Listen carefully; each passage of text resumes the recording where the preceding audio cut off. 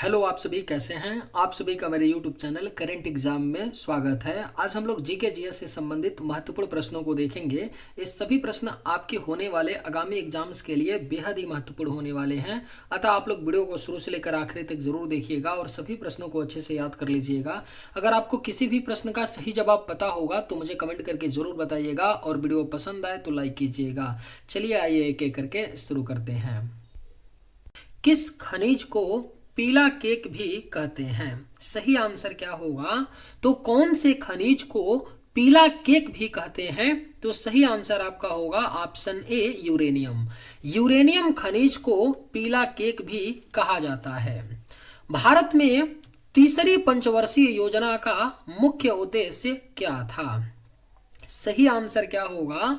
तो भारत में जो तीसरी पंचवर्षीय योजना थी, इसका जो मुख्य उद्देश्य था कृषि उत्पादन में वृद्धि। क्या था? कृषि उत्पादन में वृद्धि था भारत में तीसरी पंचवर्षीय योजना का मुख्य उद्देश्य। और तीसरी पंचवर्षीय योजना कब से कब तक चली थी? तो 1961 से लेकर के 1966 तक चली थी तीसरी पंचवर्षीय योजना, जिसका मुख्य उद्देश्य था कृषि उत्पादन में वृद्धि। भारत के नियंत्रक एवं महालेखा परीक्षक की नियुक्ति कितने वर्षों के लिए की जाती है? जो भारत का नियंत्रक एवं महालेखा परीक्षक होता है, कैग जो होता है, इसकी नियुक्ति भारत का राष्ट्रपति करता है। कौन करता है? भारत का राष्ट्रपति करता है। और कितने सालों के लिए? तो 6 साल के लिए कैग नियंत्रक एवं महालेखा परीक्षक की नियुक्ति की जाती है। भारत की प्रथम महिला शासक कौन थी? सही आंसर क्या होगा? तो भारत की जो प्रथम महिला शासक थी वह आपका रजिया सुल्तान थी। कौन थी? जो रजिया सुल्तान थी उसने 1236 से लेकर के 1240 ईस्वी तक शासन किया था, जो भारत की प्रथम महिला शासक थी। भारत के प्रथम गवर्नर जनरल कौन थे? करेक्ट आंसर क्या होगा? तो भारत के जो प्रथम गवर्नर जनरल थे वह लॉर्ड विलियम बेंटिक थे। कौन थे? लॉर्ड विलियम बेंटिक जो थे वह भारत के प्रथम गवर्नर जनरल थे। किस ग्रह को पृथ्वी का जुड़वा भी कहा जाता है? सही जवाब क्या होगा? तो कौन से ग्रह को पृथ्वी का जुड़वा कहा जाता है? तो यह आपका शुक्र ग्रह है। शुक्र ग्रह को पृथ्वी का जुड़वा भी कहा जाता है। जो शुक्र ग्रह है इसे सुबह और शाम का तारा भी कहा जाता है। क्या कहा जाता है? सुबह का तारा और शाम का भी तारा कहा जाता है। सुबह और शाम का तारा भी शुक्र ग्रह को कहा जाता है। निम्न में से किस काल्पनिक रेखा के द्वारा समान वर्षा स्तर वाले स्थानों को जोड़ा जाता है? ऑप्शंस हैं सर्वांगसम रेखाएं, समवर्षा रेखाएं, समताप रेखाएं या इनमें से कोई नहीं। सही आंसर क्या होगा? तो निम्न में से कौन सी काल्पनिक रेखा है जो समान वर्षा स्तर वाले स्थानों को जोड़ती हैं? तो यह आपकी हैं समवर्षा रेखाएं। फफूंद या कवक के अध्ययन को क्या कहा जाता है? सही आंसर क्या होगा? तो फफूंद या कवक के अध्ययन को कवक विज्ञान क्या कहा जाता है? कवक विज्ञान कहा जाता है फफूंद या कवक के अध्ययन को। कौन सा जीवाणु दही के जमाने के लिए उत्तरदायी होता है? राइट आंसर क्या होगा? तो कौन सा जीवाणु है जो दही के जमाने के लिए उत्तरदायी है? तो यह आपका है लैक्टोबैसिलस। लैक्टोबैसिलस नामक जो जीवाणु होता है वह दही के जमाने के लिए उत्तरदायी होता है। उष्मा का एसआई मात्रक क्या है? जो उष्मा होता है इसका जो एसआई मात्रक होता है वह आपका जूल होता है। क्या होता है? जूल जो होता है उष्मा का एसआई मात्रक है। निम्न में से कौन एक प्रसिद्ध भारतीय शास्त्रीय नृत्यांगना है? बताना है इनमें से कौन जो है भारतीय शास्त्रीय नृत्यांगना प्रसिद्ध है। सोनल मानसिंह। सोनल मानसिंह जो है प्रसिद्ध भारतीय शास्त्रीय नृत्यांगना है। भारत के कितने राज्य नेपाल के साथ सीमा साझा करते हैं? अगर आप लोगों को ये वीडियो पसंद आए तो एक लाइक जरूर कीजिएगा और अगर आप लोग इस चैनल पर नए होंगे तो सब्सक्राइब भी कर लीजिएगा ताकि इसी तरह का वीडियो सबसे पहले आप तक पहुंचता रहे। भारत के कितने राज्य नेपाल के साथ सीमा साझा करते हैं? तो भारत के 5 राज्य हैं। कौन कौन से राज्य हैं? उत्तर प्रदेश, बिहार, उत्तराखंड, सिक्किम और पश्चिम बंगाल। ये 5 राज्य हैं जो नेपाल देश के साथ सीमा साझा करते हैं। कौन कौन? उत्तर प्रदेश, बिहार, उत्तराखंड, सिक्किम, पश्चिम बंगाल। भारतीय रिजर्व बैंक की स्थापना किस वर्ष हुई थी? जो भारतीय रिजर्व बैंक है आरबीआई, इसकी स्थापना जो है आरबीआई एक्ट 1934 के तहत की जाती है 1935 में। आरबीआई एक्ट 1934 के तहत भारतीय रिजर्व बैंक की स्थापना 1935 में हुई थी। कौन सी संस्था नजर रखती है कि बैंक वास्तव में नकद शेष बनाए हुए हैं? यानी कौन सी संस्था है जिसका काम ही होता है कि बैंकों के ऊपर नजर रखना ताकि वे नकद शेष जो वास्तव में बनाए रखने की जरूरत होती है वो बनाए हुए हैं कि नहीं? तो ये आपका है भारतीय रिजर्व बैंक। भारतीय रिजर्व बैंक का काम ही होता है कि भारत में जितने भी सरकारी और प्राइवेट बैंक हैं उन पर निगरानी रखना, उनकी देख करना। भारतीय रिजर्व बैंक को बैंकों का बैंक भी कहा जाता है। निम्न में से किस देश के पास लिखित संविधान नहीं है? सही आंसर क्या होगा? तो कौन सा देश है जिसके पास लिखित संविधान नहीं है? तो यह आपका यूनाइटेड किंगडम है। यूनाइटेड किंगडम के पास लिखित संविधान नहीं है। तक्षशिला विश्वविद्यालय किन दो नदियों के बीच स्थित था? जो तक्षशिला विश्वविद्यालय था ना, यह आपका वर्तमान पाकिस्तान में पड़ता है, वहां पर था। और तक्षशिला जो विश्वविद्यालय था दो नदी सिंधु तथा झेलम के बीच में स्थित था। कौन सी नदी? सिंधु तथा झेलम नदियों के बीच में स्थित था तक्षशिला विश्वविद्यालय। ऋग्वेद में सबसे प्रमुख देवता कौन है? अगर ऋग्वेद में बात करें तो ऋग्वेद सबसे पुराना वेद होता है और इसमें कौन से जो देवता है सबसे प्रमुख हैं? तो इंद्र देवता, इंद्र भगवान जो हैं वह ऋग्वेद में सबसे प्रमुख देवता हैं। भारत में बंजर भूमि का सबसे बड़ा हिस्सा किस राज्य का है? जो भारत है यहाँ पर जो बंजर भूमि का सबसे ज्यादा हिस्सा है ना, यह राजस्थान राज्य का है। राजस्थान राज्य में ही भारत का सबसे बड़ा रेगिस्तान जो है थार का रेगिस्तान है। सेंटीग्रेड माप स्केल का आविष्कारक कौन है? जो सेंटीग्रेड होता है, माप होता है, इसके जो आविष्कारक हैं यह एंडर्स सेल्सियस हैं। कौन है? एंडर्स सेल्सियस ने सेंटीग्रेड माप का आविष्कार किया। संतोष ट्रॉफी किस खेल से संबंधित है? सही जवाब क्या होगा? तो जो संतोष ट्रॉफी है यह आपका कौन से खेल से संबंधित है? तो फुटबॉल, फुटबॉल खेल से संबंधित है संतोष ट्रॉफी। तमिलनाडु में जल्लीकट्टू किस त्योहार का एक हिस्सा है? जो जल्लीकट्टू मनाया जाता है त्योहार में यह कौन से त्योहार का एक मुख्य हिस्सा है? तो पोंगल। जो पोंगल त्योहार मनाया जाता है तमिलनाडु में, इसी त्योहार का एक हिस्सा है जल्लीकट्टू। हॉकी के दिग्गज मेजर ध्यानचंद का जन्म कहाँ हुआ? जो हॉकी के महान खिलाड़ी थे मेजर ध्यानचंद, इनको हॉकी का जादूगर भी कहते हैं। इनका जन्म मेरठ में हुआ था। कहां पर हुआ था? तो मेरठ में। किस पड़ोसी देश को लैंड ऑफ थंडर ड्रैगन भी कहा जाता है? बेहद ही महत्वपूर्ण प्रश्न है। कौन सा पड़ोसी देश है जिसे लैंड ऑफ थंडर ड्रैगन कहा जाता है? तो यह आपका भूटान है। कौन सा है? भूटान देश को लैंड ऑफ थंडर ड्रैगन कहा जाता है। सीकर तकनीक के साथ भारत की क्रूज मिसाइल कौन सी है?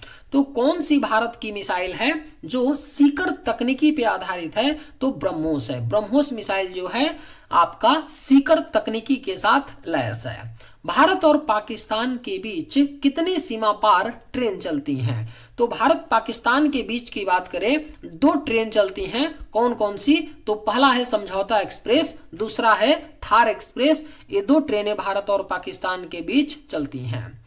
भारत में ब्रिटिश शासन का बड़े पैमाने पर विस्तार सहायक संधियों के माध्यम से हुआ, जो किस गवर्नर जनरल के शासनकाल में शुरू की गई थी?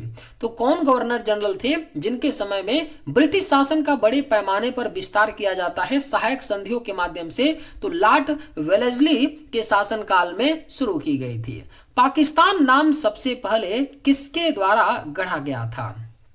जो पाकिस्तान अपना पड़ोसी देश है, इसका नाम पाकिस्तान सबसे पहले किसने गढ़ा था? तो चौधरी रहमत अली। जो चौधरी रहमत अली थे ना, वह पाकिस्तान नाम को सबसे पहले गढ़ा था।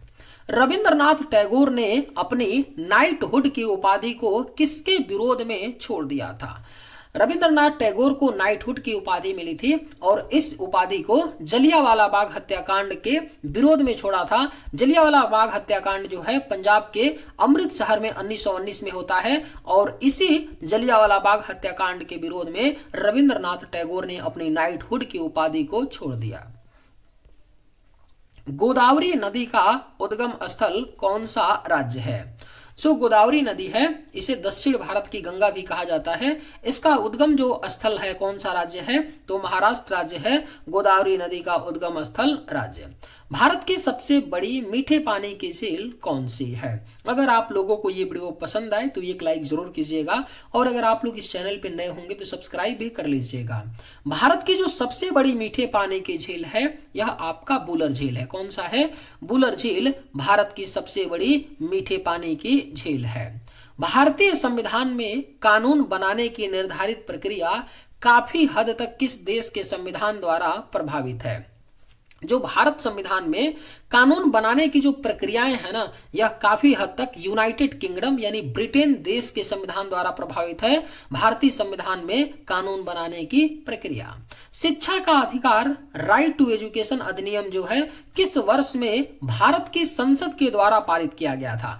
जो शिक्षा का अधिकार है ना, ये कहता है कि भारत में 6 से 14 वर्ष तक के जितने भी बच्चे हैं उनको मुफ्त शिक्षा दी जाएगी और इस अधिनियम को संसद के द्वारा सन 2009 में अधिनियमित किया गया था।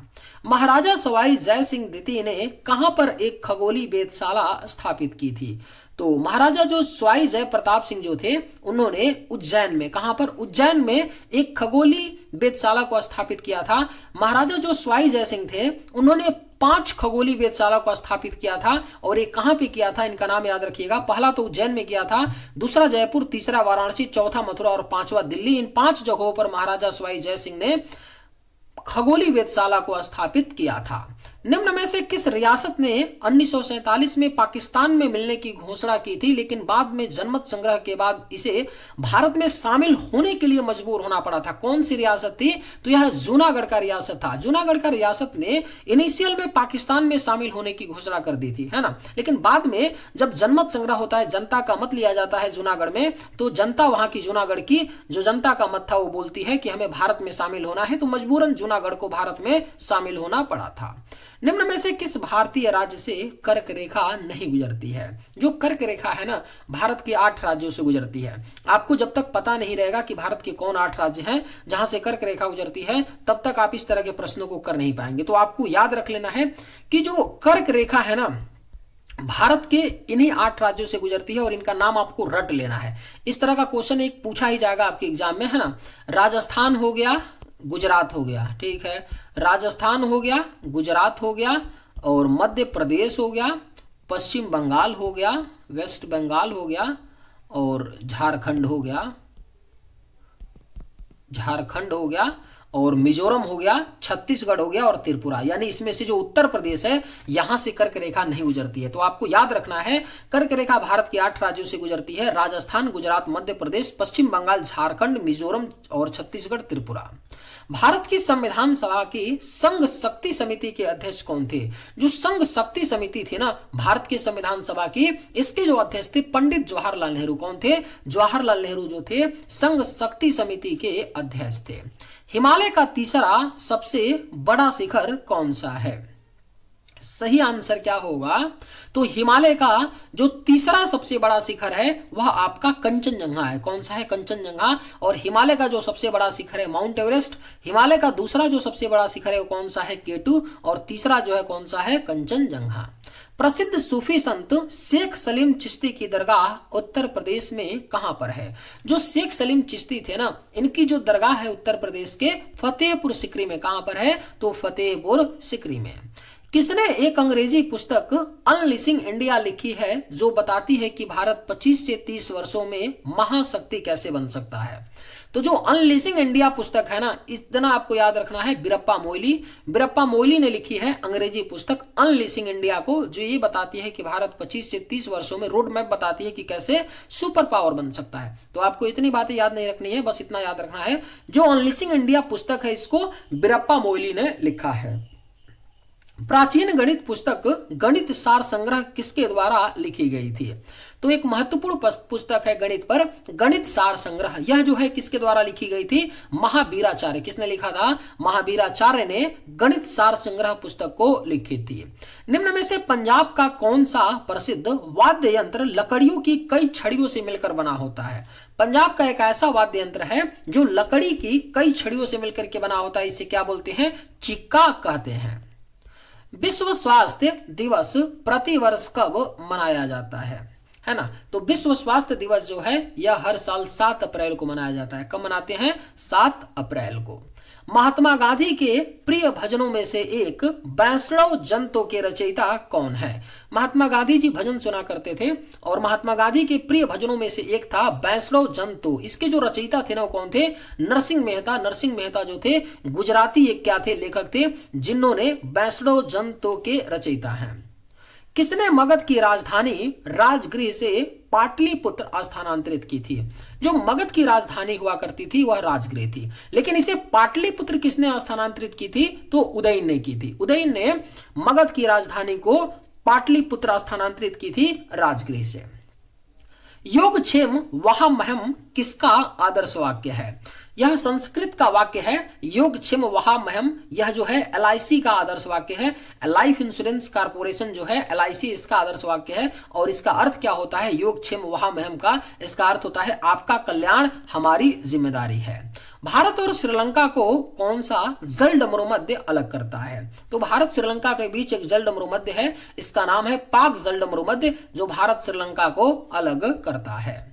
भारतीय साहित्य में आरंभिक 20वीं शताब्दी के मुख्य हिंदुस्तानी लेखक धनपत राय है ना, धनपत राय को किस नाम से जाना जाता था? तो धनपत राय जो थे ना उनको मुंशी प्रेमचंद्र के नाम से जाना जाता है ना। मुंशी प्रेमचंद्र जो थे इनका वास्तविक नाम जो था वो क्या था? धनपत राय। क्या था? धनपत राय था। और इनको किस नाम से जानते हैं? मुंशी प्रेमचंद। भारत का क्षेत्रफल लगभग कितना है? तो अगर क्षेत्रफल की बात करें, भारत का कुल क्षेत्रफल है जो है 32 लाख वर्ग किलोमीटर है। भारत का सबसे छोटा राज्य जनसंख्या की दृष्टि से कौन सा है?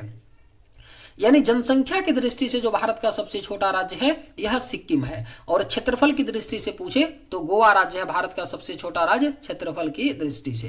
भारत का सबसे ज्यादा शिक्षित राज्य कौन सा है? यानी जो भारत का सबसे ज्यादा एजुकेटेड राज्य है यह आपका केरल राज्य है, भारत का सबसे ज्यादा शिक्षित राज्य। चलिए आज की वीडियो में बस इतना ही। अगर आप सभी को ये वीडियो पसंद आए तो एक लाइक जरूर कीजिएगा। थैंक्स।